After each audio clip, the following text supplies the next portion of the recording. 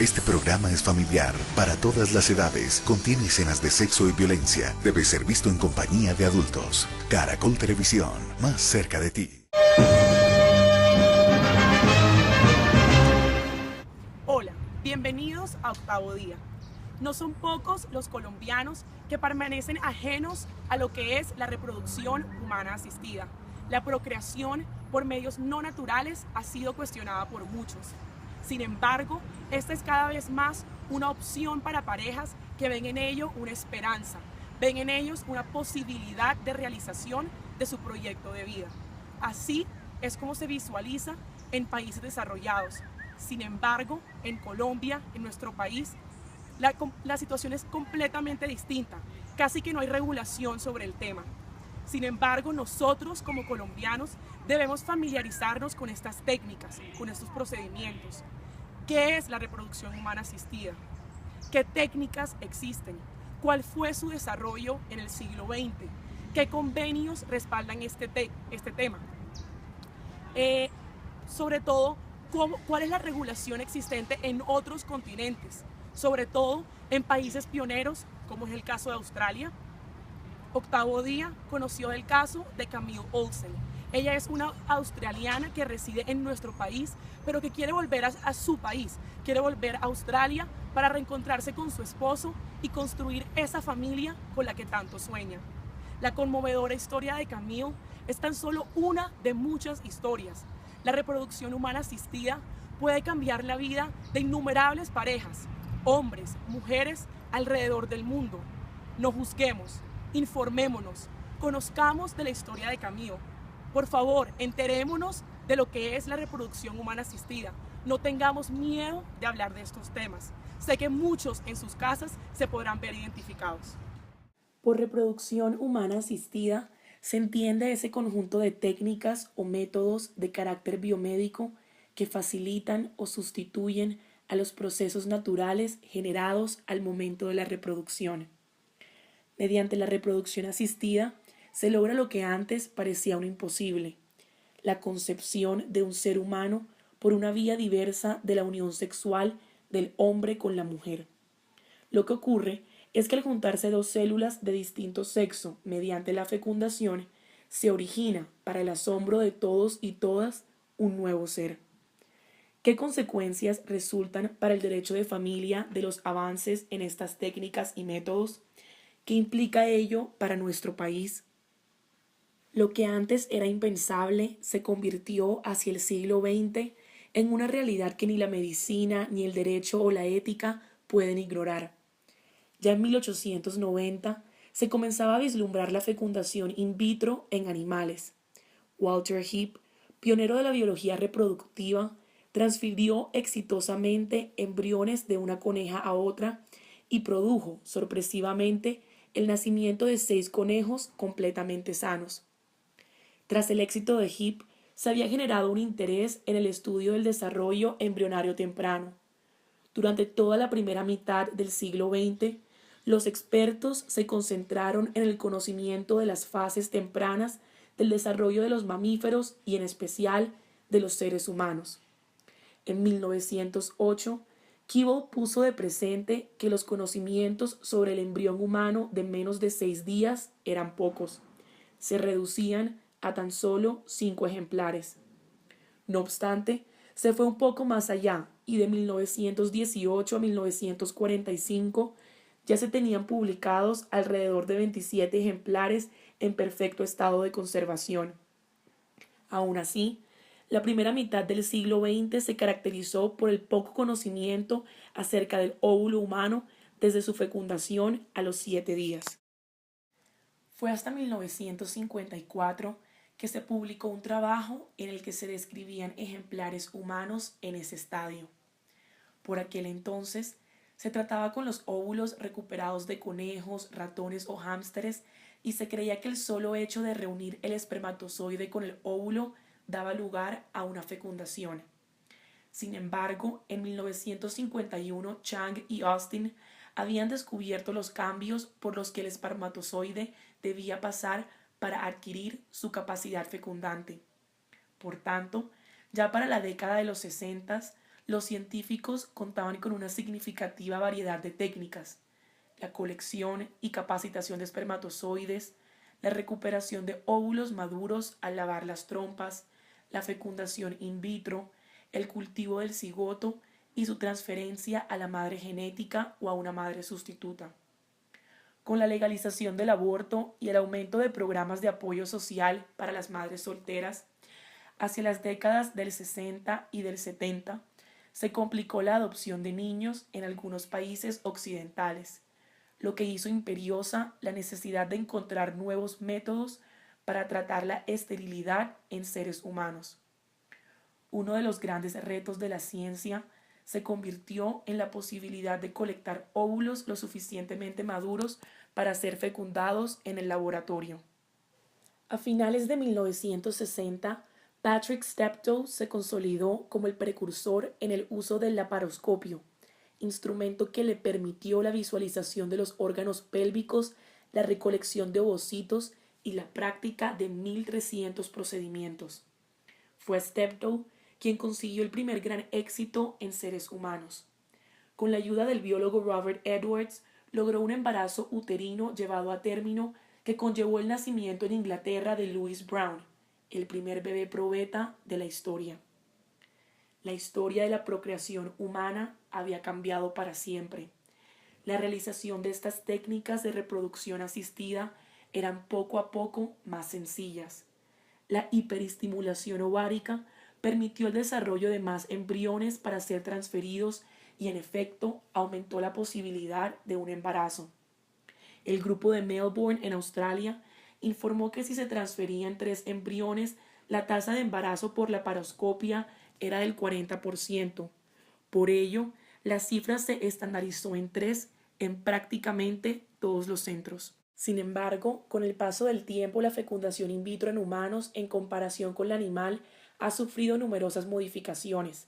Se han suscitado controversias por la incidencia de estos temas en la sexualidad y en la religiosidad de los sujetos. Los ataques por parte de la Iglesia Católica y la sociedad en general no han sido pocos. La labor de Steptoe y Edwards era calificada como una labor del demonio.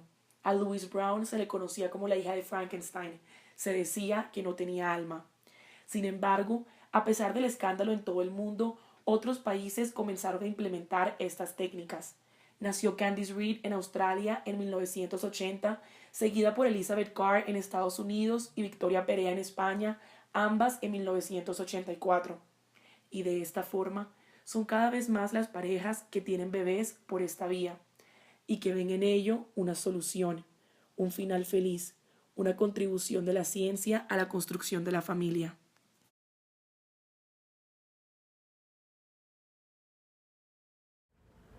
Buenas tardes, mi nombre es Camille Olsen, vengo de Victoria, Australia. Me vine a Bogotá, Colombia hace 3 años en búsqueda de oportunidades, ya que mi esposo que se quedó en Victoria, Australia, y yo teníamos problemas económicos de falta de dinero.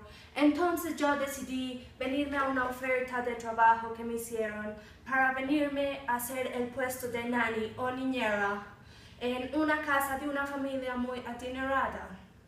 Llevo acá 3 años y la verdad es que me siento muy sola y muy triste.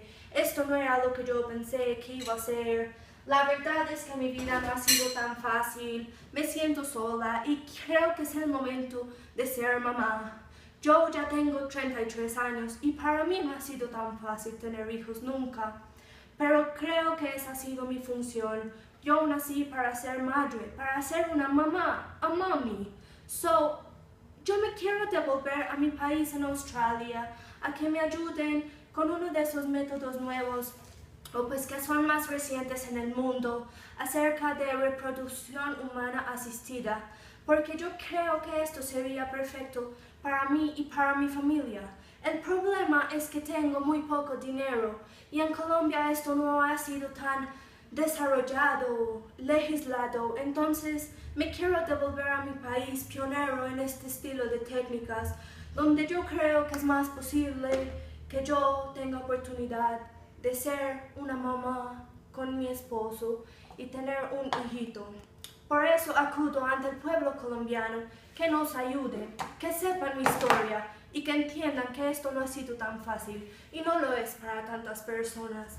Conozcamos el mensaje que tiene Camille para todos los colombianos. El problema que yo expliqué anteriormente es un problema que es más de los países desarrollados o industrializados, ya que los costos de tratamientos de fertilización asistida se multiplican en estos países dependiendo de la edad de las personas. Entre más edad tenga una persona, menos efectividad y menos probabilidad hay del éxito.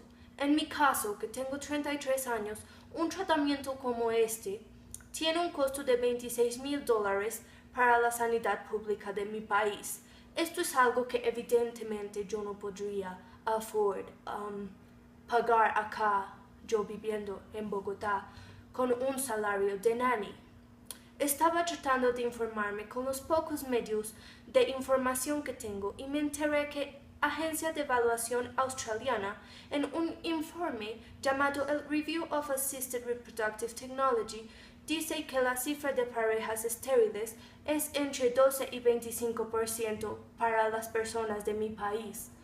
Es evidente que yo estoy entre esta cifra, ya que mi esposo y yo tenemos problemas de reproducción, ya que hemos tratado por muchos años y no lo logramos, razón por la cual a mí me tocó venirme a Bogotá a trabajar como niñera para poder mantener nuestros costos de vida.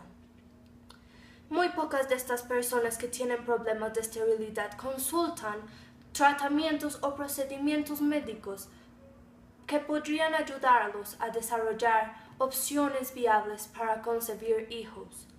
Sin embargo, a mí me preocupó mucho cuando me enteré que de esta gente que consulta médicos en busca de tratamientos, menos de la mitad continúan realizándolos. Pues no, eso no está bien. Yo quiero ser una de esas personas que continúa con el tratamiento, que lo saca adelante, que tiene éxito y termina creando una familia. Yo quiero ser una madre. Mi sueño es tener un hijo. Acá en Colombia no es tan común, pero en países desarrollados e industrializados estas técnicas son muy desarrolladas. Por eso me quiero ir a mi país, en donde yo creo que tengo más posibilidades de tener un hijo y que me ayuden a tenerlo a través de una técnica de reproducción asistida. Mi país es pionero en usar este tipo de técnicas. Acá en Colombia no hay tantas leyes sobre el tema y no se ha desarrollado a tanta profundidad. Pero en mi país yo he investigado y sé que hay muchos comités de ética y otras cosas que sirven para legislar el tema de una manera completa.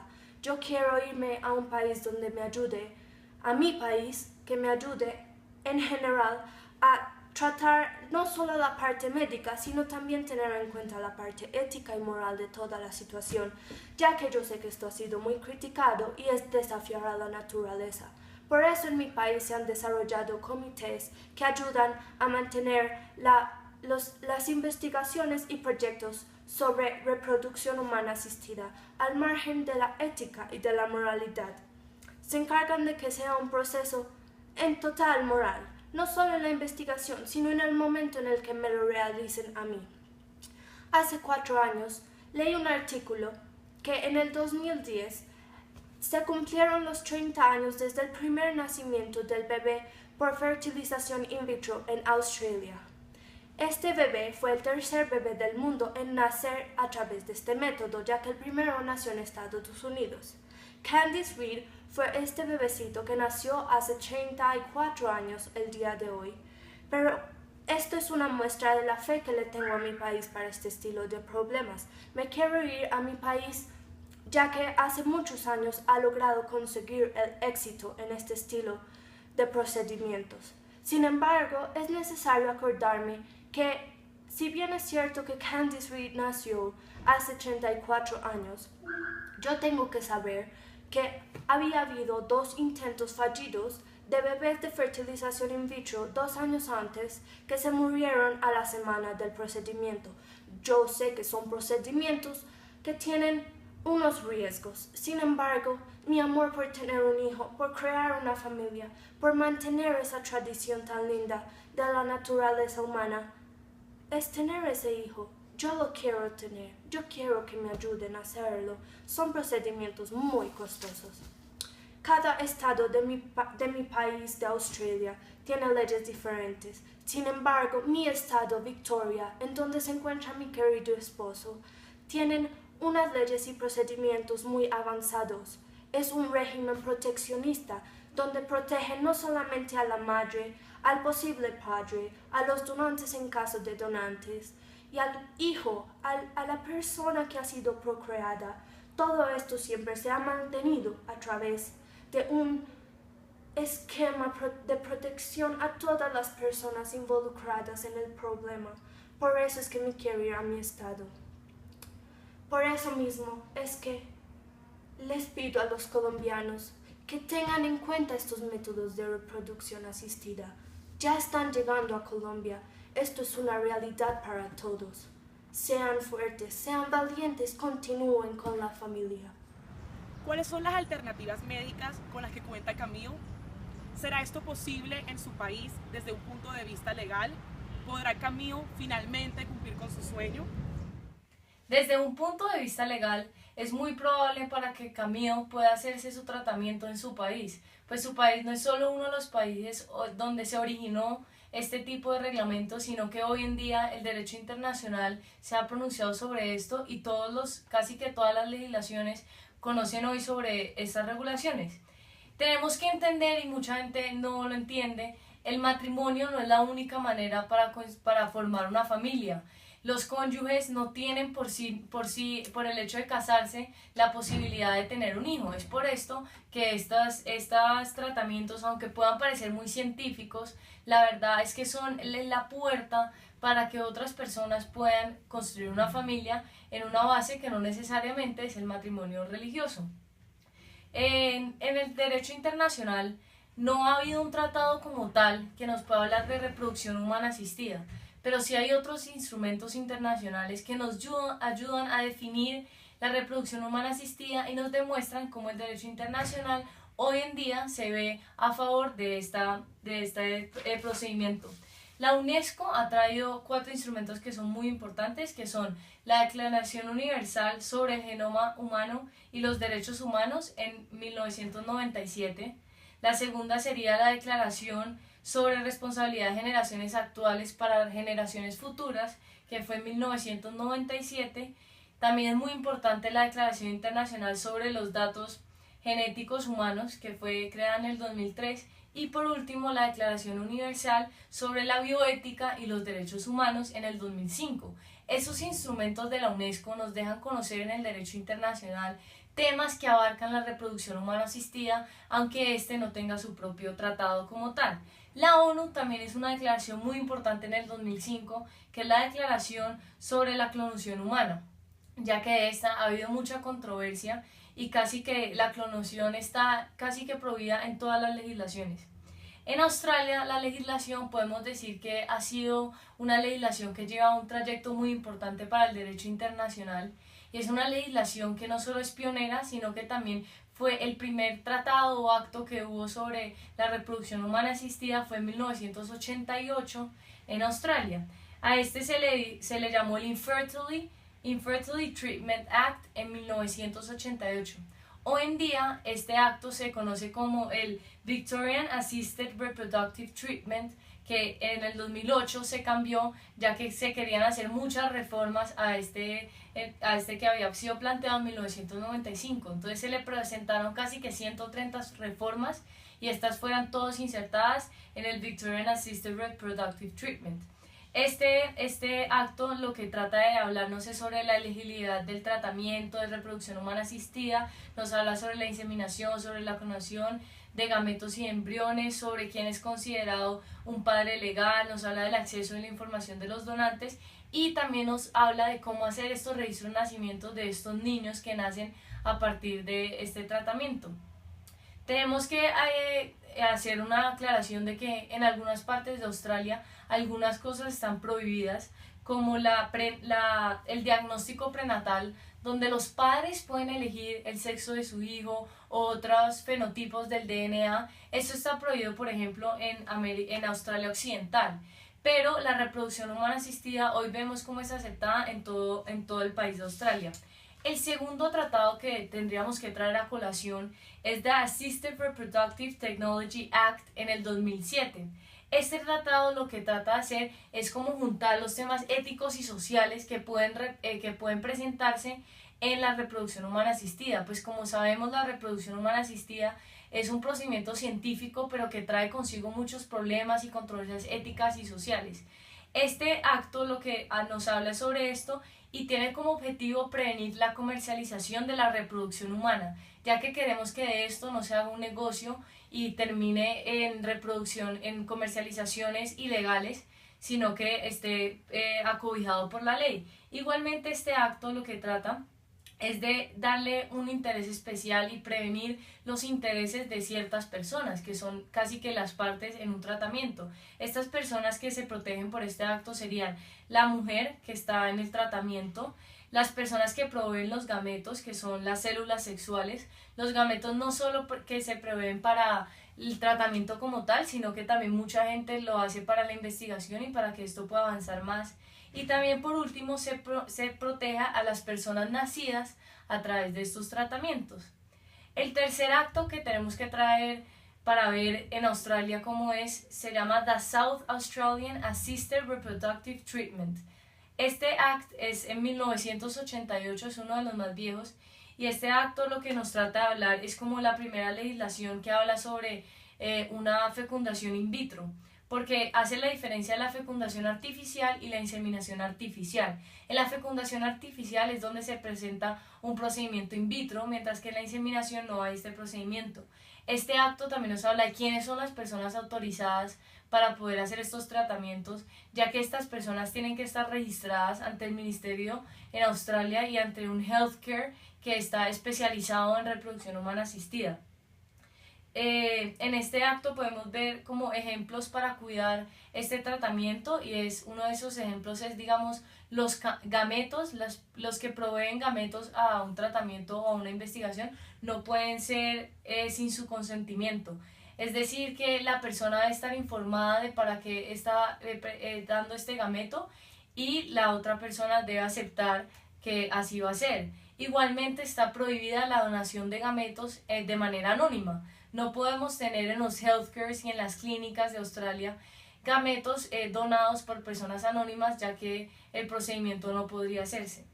Por último, tenemos que hablar del Western Australian Human Reproductive Technology, que se hizo en 1991. Es también uno de los primeros actos que salen sobre el tema, y lo que nos trata de hablar es como de exigir una elaboración y unos estándares y unos requisitos para la práctica. Entonces aquí nos hablan de ciertos requisitos que todas las clínicas deben cumplir. También aquí lo que querían era pedir un código que hable sobre el proceso. Todavía no ha sido elaborado como tal, pero en este acto, y todavía sigue sonando hoy, la idea y la petición de que haya un código específicamente para la reproducción humana asistida. También, por último, tenemos que hablar sobre los reglamentos profesionales que existen a través de este tema en Australia. En Australia hay dos reglamentos profesionales muy importantes que son, primero, el Reproductive Technology Accreditation Committee Code of Practice. Lo que nos trata es como de es elaborado por el Fertility Society Australia, y lo que hacen es como poner unos estándares de todas las clínicas, y se revisa regularmente el código y se revisa el procedimiento que están llevando estas clínicas, para que así pueda haber un control sobre los profesionales que asisten a estos tratamientos y sobre las clínicas que están autorizadas para hacerlo. Igualmente, el segundo más importante es el National Health and Medical Research Council Ethical Guidance. Nació en el 2004 y lo que hace es traer la ética a todos estos temas de reproducción humana asistida, porque lo que quieren hacer es que la ética no se deje a un lado en la procreación asistida, para que así no hayan tantas controversias y esto pueda ser aceptado por muchas personas. En el caso de Camille, podemos ver cómo es totalmente posible para ella que la reproducción humana asistida sea una verdad para ella. Su esposo está dispuesto a dar los gametos, y tiene el consentimiento de ambos para poder construir una familia. Por lo que vemos, Australia tiene mucha legislación sobre este tema y es un ordenamiento jurídico que acobija perfectamente la reproducción humana asistida, por lo que Camille puede estar muy confiada de que por la parte jurídica todo estará bien en su proceso. La reproducción humana asistida tiene diferentes técnicas. Una de estas es la fertilización in vitro, la más conocida en este momento y la más utilizada por las parejas que quieren tener un hijo que son infértiles. Esta consiste en la fertilización de un óvulo en un laboratorio y posteriormente la transferencia y la implantación de este en el útero de la madre. Para este se pueden utilizar o el semen de la pareja o el semen de un donante también. Las causas más frecuentes para que las parejas acudan a este tipo de procedimientos son los trastornos ovulatorios, las obstrucciones que pueden haber en las trompas de falopio, la endometriosis, o la poca movilidad del espermatozoica o la poca cantidad de espermatozoides también. Este es un procedimiento tanto costoso como largo, ya que no es garantizado que la primera vez pues quede en embarazo la mujer, entonces requiere de varios procedimientos, y por otro lado es riesgoso, ya que requiere de una intervención quirúrgica. Pero tiene un beneficio muy grande, que es el principal de todos, que permite a las parejas infértiles tener un bebé y pues poder, si así lo desean, pues si lo consideran así, consolidar su familia. Existen dos técnicas, que es la clásica, que es la inyección clásica, en la cual se requieren aproximadamente de 50.000 a 100.000 espermatozoides por óvulo. Y hay otra en la que se requiere solo un espermatozoide por óvulo, que es la fecundación in vitro con microinyección intracitoplasmática. Entonces las diferencias son esta, y además al momento de hacer la implantación en el útero de la madre ya no se hace con una aguja normal, sino con una microaguja, es una microinyección. ¿Esto por qué? Para garantizar que sea un espermatozoide escogido, lo hayan escogido bien, que no tenga ningún problema, ninguna falla. O sea, es simplemente una forma más especializada de hacer este tipo de intervenciones. El procedimiento para esto consiste en 4 simples pasos. El primero es el control y la estimulación de los ovarios. Para obtener los óvulos se estimulan los ovarios mediante la administración de área de hormonas durante 2 o 3 semanas y se hace un seguimiento para controlar los niveles hormonales y el desarrollo de los folículos, que son los sacos contenedores de óvulo en los ovarios. Cuando el número y tamaño de los folículos es el adecuado, se determina el día de la extracción. Segundo, consiste en la extracción de los óvulos y la fecundación in vitro. La extracción de los óvulos se hace mediante punción y aspiración de los folículos. Es un procedimiento que requiere anestesia mediante sedación. Una vez extraídos, se mantienen unas horas más o menos mediante cultivo, y mientras se prepara el semen para aislar los espermatozoides móviles. A continuación, se preparan los óvulos retirando la capa externa de las células que los rodean, y mediante la inyección intracitoplasmática se introducen un espermatozoide en cada uno. Después viene la transferencia. Consiste en que al día siguiente de la extracción y fecundación de los óvulos, sabremos el número de ellos que han sido fertilizados. En 2 o 3 días aproximadamente siguientes, estos óvulos fecundados se convertirán en preembriones preparados para ser transferidos al útero. El día de la transferencia se seleccionan los preembriones que presentan mejores características de desarrollo para ser transferidos. Según la ley se pueden transferir hasta 3 preembriones, pero el número habitual es de 2. Los preembriones se colocan en un fino catéter y se introducen en el útero. En la transferencia embrionaria no es necesaria la anestesia. De estos preembriones transferidos, habitualmente solo se implanta uno de ellos, pero hay que tener en cuenta que en algunas ocasiones pueden implantarse más, lo que daría lugar a un embarazo múltiple. Y por último, está la fase de la criopreservación. En esta, los preembriones no transferidos se congelan mediante nitrógeno líquido. Y posteriormente se almacenan en el banco de embriones convenientemente identificados. Estos preembriones pueden ser utilizados en ciclos posteriores si no se consigue un embarazo en el primer intento. Y evidentemente, el tratamiento para preparar el útero para una transferencia de embriones congelados es mucho más sencillo ya que no es necesaria la estimulación y extracción de óvulos. Otra técnica utilizada es la inyección intracitoplasmática de un espermatozoide. Esta consiste en introducir en el óvulo uno de los espermatozoides medidos anteriormente morfológicamente. Eso es para garantizar que no haya ningún problema genético, como para garantizar que sea un buen procedimiento, es para asegurar que sea mejor, que proceda pues de mejor manera. No es tan utilizado comúnmente por el proceso pues tan largo que este conlleva. Otro es la transferencia embrionaria tuvárica. Esta es una manera más natural de que el embrión crezca, ya que una vez el óvulo está fecundado, o sea, está el embrión, se implanta no en el útero, sino en las trompas, y continúa su proceso ya de una manera más natural. Esto es un procedimiento que se utiliza cuando han habido fallas, cuando ya se ha intentado la fertilización in vitro y pues no ha sido muy efectiva. Otra es la transferencia intratuvárica de gametos. Esta consiste en que cuando las trompas están abiertas es cuando se puede usar. Este es uno de los requisitos, que las trompas, así sea una, estén en buenas condiciones para para que se le implante el embrión en esta. Esta se utiliza generalmente cuando hay un bajo número de espermatozoides en el semen del hombre. Tiene un tratamiento que inicia con una estimulación de los ovarios. Tienen que estar vigilados para ver que se están desarrollando bien, y en el momento en que más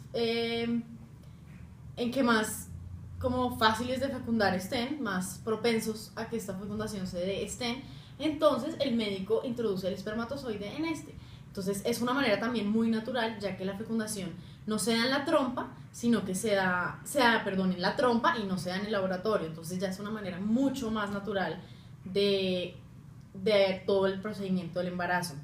La otra es la inseminación artificial. Este es otro de los procesos más conocidos por todos.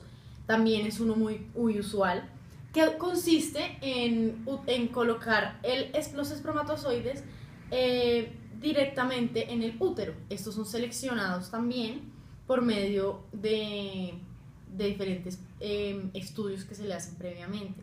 Se introduce por medio de una jeringuilla durante la ovulación de la mujer.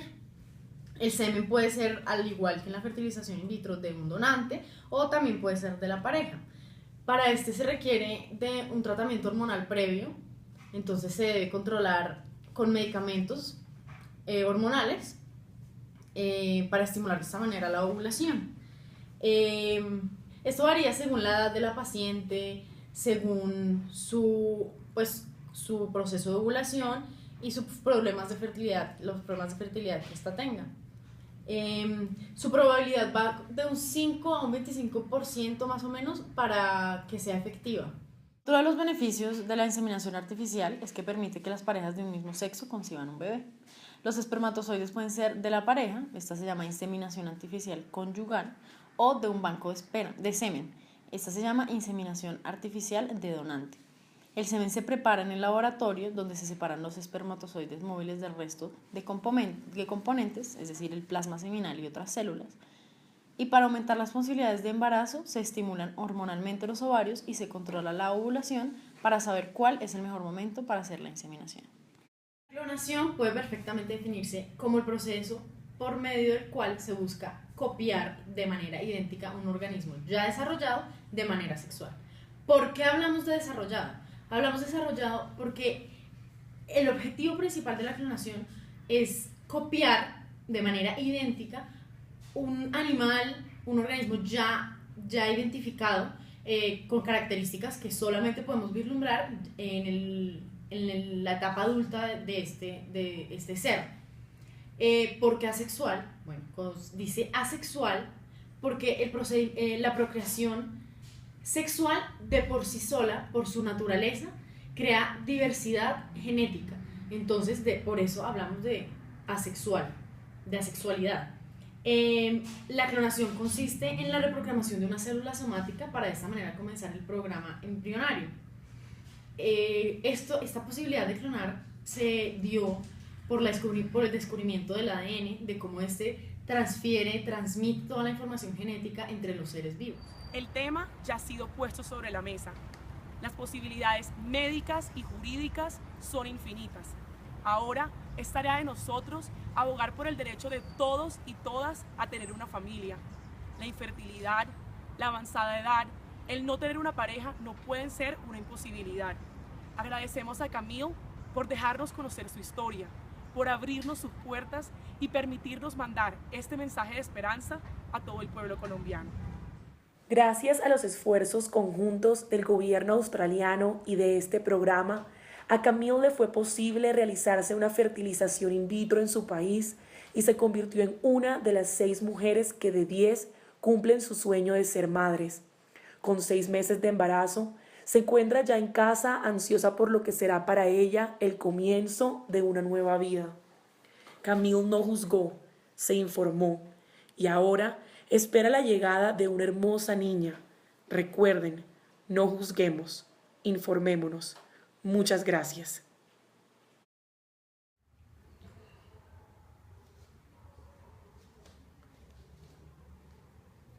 Gracias Colombia por todo su apoyo, amor y colaboración. Gracias al programa y a todo lo que he pedido anteriormente por oírme, por todo. Mi esposo y yo ahora estamos en Victoria, Australia, y logramos concebir un bello bebé que todavía no sabemos si es niño o niña, pero estamos muy felices ya que nos funcionó uno de los procesos de fertilización asistida. Gracias a Colombia por ser mi hogar por tantos años, por oírme y por apoyarme. Los invito a todos los que han tenido problemas similares a que se den esta oportunidad tan hermosa de la vida.